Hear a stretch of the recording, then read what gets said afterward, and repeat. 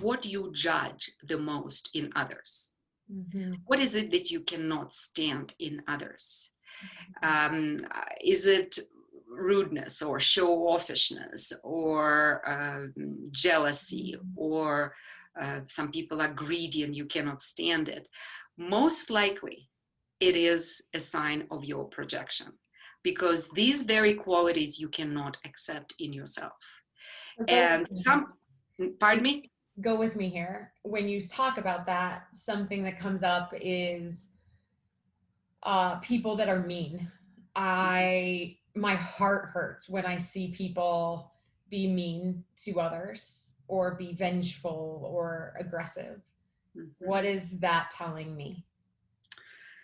Well, first of all, aggression, it's always a sign of helplessness. They don't have tools to communicate in different ways. Most likely they didn't have the chance to learn these tools. Most likely these people are from very troubled families, and doesn't necessarily aggressive families, by the way. Sometimes family can be withdrawn. They just didn't know how to share love and how to share presence with their children. And children who grow up in these families, either very violent families or very withdrawn families, they do not have the tools of self-expression. Actually, aggression, it's just the form of self-expression. When a tiny child is very frustrated and cannot speak yet, what children, like toddlers, when they cannot speak, what they do? They either fall on the floor and start kicking and screaming and throw a temper tantrum. Some of them bite. Some of them spit.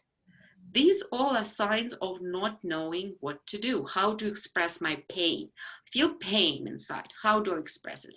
And people, adult people who are very aggressive and rude, this is the expression of their inner pain that they didn't learn to express in a different way. And so I wouldn't look at myself as an aggressive person or rude person. So, but rudeness really triggers me. And this is, in my understanding, because all of us, every human being has all the spectrum of expression, from the rudest to the most kind and compassionate. The spectrum, I call it, we have Hitler and Mother Teresa in us and everything in between. And it's only depending on our upbringing and the way we work on ourselves as adults, what comes more, Mother Teresa or Hitler or Gandhi or some other archetypes of tyrants that come out. And that is why when you are triggered by a rude person, it means you cannot accept Hitler in yourself. Like, I can be rude and I need to accept that. Yes, yes, and at times you are. Yeah.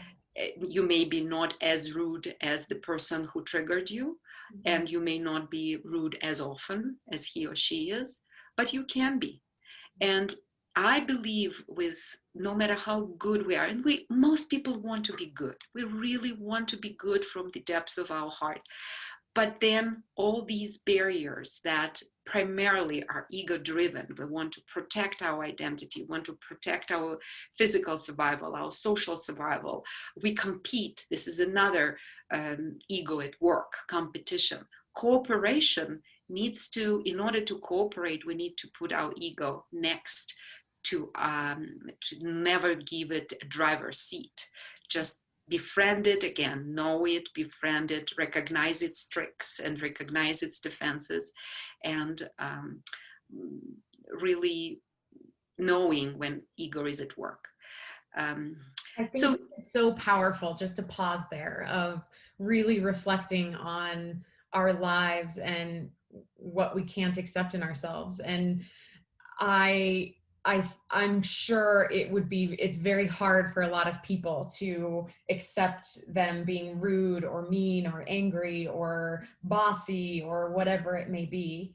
And it's not, what I'm hearing and what I understand is it's not necessarily fighting it, but just accepting it and seeing it in yourself.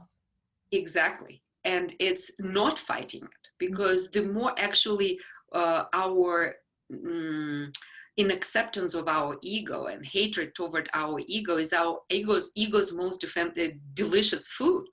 Just think of it. Our Instead in of a, trying to avoid being rude, it's just accepting that that lives inside of me and being aware of when it comes up, but yes, not it's overcompensating to be nicer or to be more whatever.